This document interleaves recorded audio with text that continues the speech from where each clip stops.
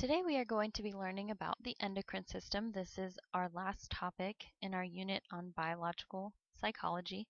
And so the focus of today's lesson is how the endocrine system affects behavior and mental processes. The first question that we have to answer is, how does the endocrine system function? If we think back to the nervous system is made up of neurons, and they're going to send chemical messages known as neurotransmitters. Now, the endocrine system functions by sending chemical messages called hormones, and these are sent directly into the bloodstream, and the bloodstream then carries them to the target organ, and the molecules of the hormones are going to fit into the receptor sites of the organs to fulfill their function, and when they have done that, they will affect the behavior. So the endocrine system secretes chemical messages called hormones.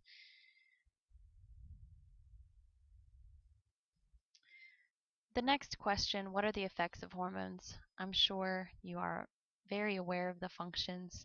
You've discussed these in health class as well as living them out.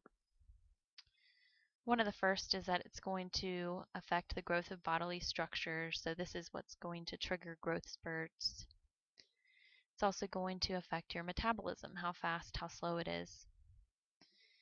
It's going to account for the differences between guys and girls. And we've learned about the fight or flight response, so hormones will help prepare that body for a stressful situation.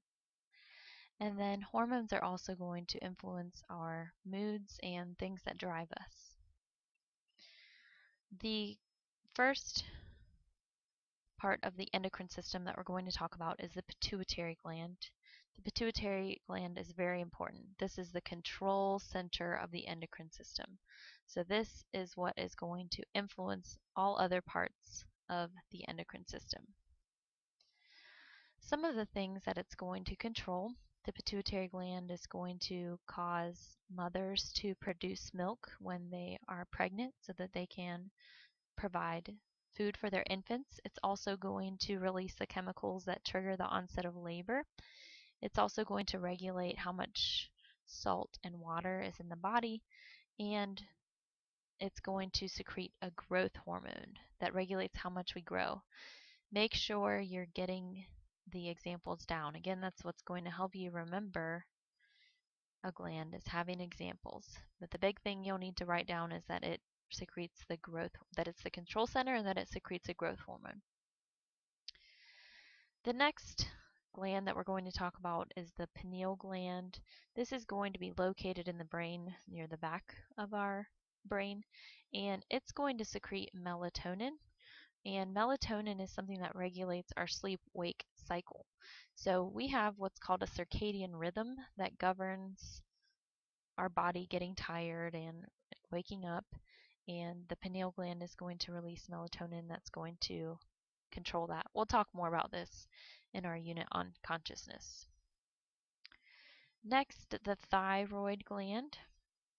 The thyroid gland is located inside of the neck, and it is going to release a hormone called thyroxine, and this is going to regulate the body's metabolism, so how your body burns its energy. And if a person has too much thyroxine, then too little thyroxine, they're going to feel lethargic. So just without energy, no matter how much they sleep, they're just going to be completely at a loss for energy. And if a person has too much thyroxine, then a person's going to be overactive. So constantly needing something to do, always up and moving around. Next, we're going to talk about the pancreas. The function of the pancreas is to control the level of blood sugar in the body, and it's going to do that by releasing insulin and glucagons. And I'm sure you might be familiar with the term insulin. If a person's body releases too little insulin, then the result is diabetes. And if a person's pancreas secretes too much insulin, then the result is low blood sugar. I'm sure you've experienced this before where your blood sugar goes low and just all of a sudden you feel kind of lightheaded and dizzy and you need to sit down just because you need something to eat. Next, we have the adrenal glands. These are going to be located on top of each kidney. Renal actually comes from the Latin word for kidney, and ad is Latin for to, so adrenal means to or on the kidney. So the adrenal glands are going to release adrenaline, as you can imagine from the name, adrenal, adrenaline.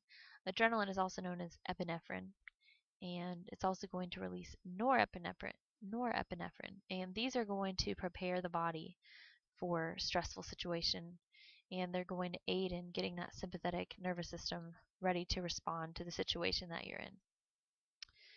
Something else that the adrenal glands are going to release is cortisol. So again, this is released when the body's experiencing stress. So any kind of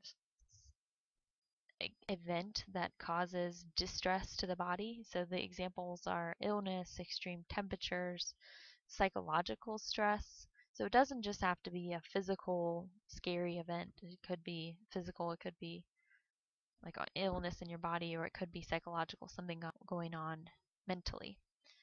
So adrenal releases adrenaline, norepinephrine, cortisol. All are going to help in stressful situations. The last thing that we're going to talk about are the sex glands, and again, this should be review from health class. So for females, the glands include the ovaries. The ovaries are what are going to produce eggs and the female hormones of estrogen and progesterone. And these organs, glands, are going to secrete hormones that regulate sexual behavior as well as reproduction.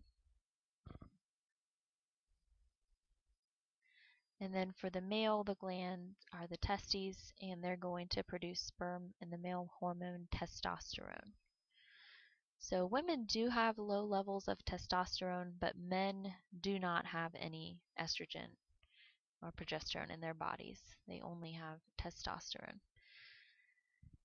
And tomorrow we are going to look at some case studies with hormones, and we're going to look at some disorders that come about as a result of the endocrine system not functioning properly, and we'll be labeling a diagram where you can see where all these different glands are located.